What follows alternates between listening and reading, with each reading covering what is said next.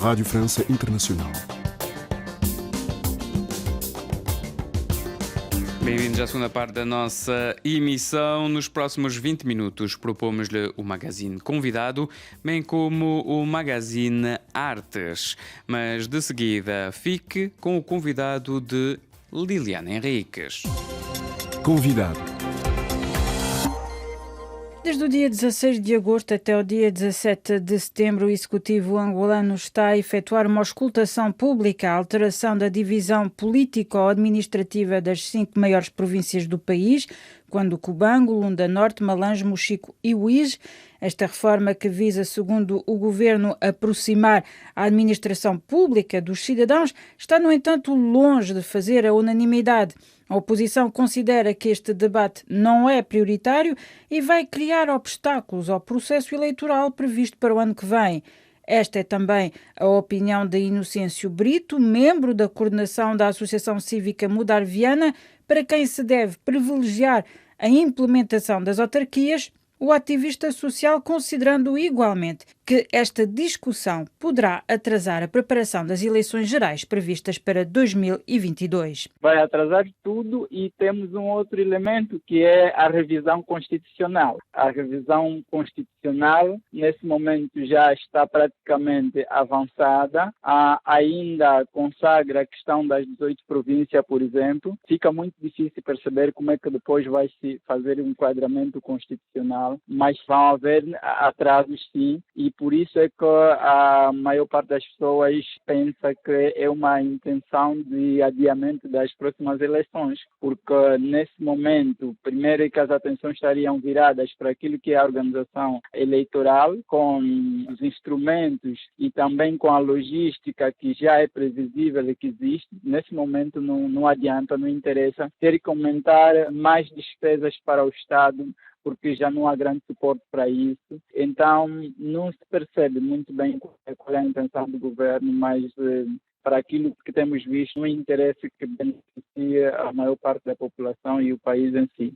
O governo argumenta que a ideia é aproximar mais o executivo dos cidadãos e que, efetivamente, há províncias que são demasiado grandes e que a ideia é aproximar, haver mais serviços ao cidadão mais próximos. É um argumento falacioso, porque neste momento, e o que temos estado a discutir durante esse tempo todo, é que haja desconcentração, não é, do poder. Nesse momento não interessa que as populações estejam próximas ao executivo. Interessa sim que as eleições autárquicas sejam realizadas para que as próprias populações consigam discutir os seus próprios problemas e poderem resolvê-los com a economia local, produzirem, participarem, e quando haver necessidade do executivo poder intervir, aí sim. Mas não é uma solução, não é por aí. Este não é o caminho que se deve seguir, porque o distanciamento dos serviços sociais continua a existir, mesmo nas províncias que já existem até agora, não é? Pessoas que vivem em capitais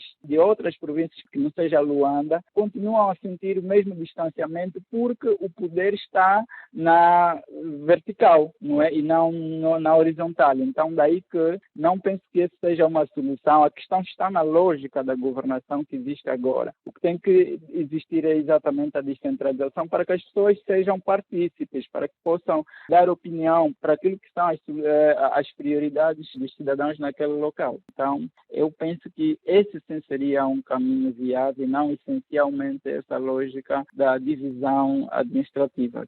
Segundo o Executivo, as províncias maiores, tais como quando o Cubango ou Malange, funcionam menos bem do que províncias mais pequenas, como o Bié ou como o Namibe. Há efetivamente um funcionamento mais eficiente nas províncias mais pequenas em Angola? Não acredito que seja, porque nós temos até um exemplo concreto que é a província do Bengo. A província do Bengo é das mais pequenas do país e é a que está em pior condições de todas. Então, podemos ver que esse argumento também não ocorre. porque, em geral, as províncias do norte estão muito mais degradadas do que as províncias da parte sul. Primeiro, também por uma razão histórica, né, colonial, e segundo, porque o próprio executivo, né, vai prestando mais e mais atenção às províncias do sul do que às províncias do norte, por uma lógica também de poder, porque se olharmos para aquilo que é o contexto histórico, praticamente as províncias do norte são aquelas que mais apoiam o partido. Como eles já têm apoio, a base do apoio nas províncias do norte, então não precisam fazer grandes investimentos para atrair o voto, por exemplo. Diferentemente das províncias do sul, que muitas vezes estão mais conotadas com a oposição, normalmente com a UNITA, não é, com o Partido UNITA, e aí então já interessa fazer algum investimento, ter um olhar diferente para fazer essa atração de votos. Basicamente, a coisa é olhada nesse sentido, não é na lógica de que as mais pequenas têm melhor gestão, não há essa questão. Também, a outra província é o Kwanza Norte, que também não é muito grande, mas que também é uma província bastante degradada. Então, para mim, ainda continua a ser um argumento para justificar, mas que efetivamente não está alinhado com aquilo que são as necessidades que nós temos, né, como país. Há também a questão dos custos. A seu ver, o que é que seria talvez mais caro? É efetivamente proceder a uma nova divisão político-administrativa ou colocar em prática as autarquias e dar-lhes leque alargado de ação? Pois é isso. Havendo uma divisão político-administrativa em termos de província, a logística passa a ser maior. Vamos ter novas capitais de províncias, vamos ter que construir novos serviços administrativos, vamos ter que construir novos edifícios. Isso faz com que os custos, na verdade, sejam maiores com esta divisão do que com a criação das autarquias. Em termos de autarquias, as pessoas vão participar, vão poder produzir.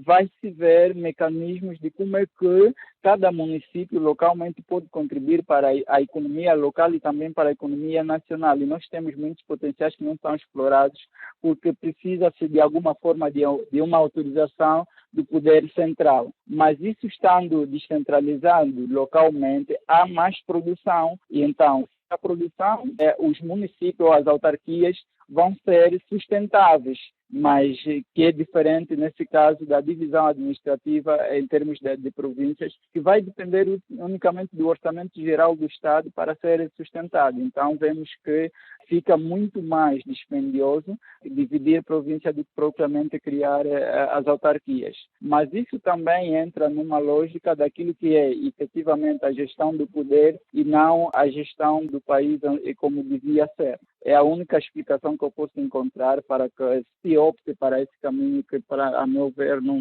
será a solução dos problemas que estamos a viver. Espera alguma coisa desse processo? Julga que as associações, a sociedade civil vão ser ouvidas nesse processo? Pois, nós temos esse problema, temos um histórico de o executivo, por exemplo, criar situações ou olhar para determinadas prioridades sem efetivamente auscultar a sociedade civil, né? E, basicamente, se nós olharmos para aquilo que é o figurino da discussão, as decisões já estão tomadas. As decisões já estão tomadas e não há interesse em fazer com que a sociedade civil colabore ou preste alguns subsídios para que efetivamente haja contribuições positivas naquilo que é a divisão administrativa. O que poderá acontecer é sim, né, haver aquela auscultação ou simulação de auscultação, na verdade. Portanto, as decisões já estão tomadas e depois vão fingir que estão a auscultar para no final dizer que não, a sociedade participou, deu contributos, mas que as decisões já estavam então tomadas. Não é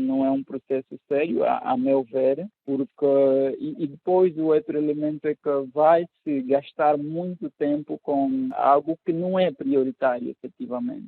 A prioridade nesse momento, a meu ver, é a discussão sobre as eleições, é olhar para essas questões da justiça, como está a ser conduzida, para a questão do Tribunal Constitucional, por exemplo, que está a preocupar as pessoas. As discussões deviam estar focalizadas nisso e concertadas e pontualizadas também porque o que eu consigo notar neste momento é que estão-se a criar fatos e discussões para distrair as pessoas não estarem concentradas para aquilo que é essencial e que é prioritário no momento, que são as eleições gerais que poderão acontecer no próximo ano, até porque tivemos esse problema com as eleições autárquicas e que acabaram não realizando como tinha sido previsto para este ano, porque criaram-se subterfúgios, criaram-se outras discussões e então o mesmo poderá ocorrer com essa situação da divisão político-administrativa.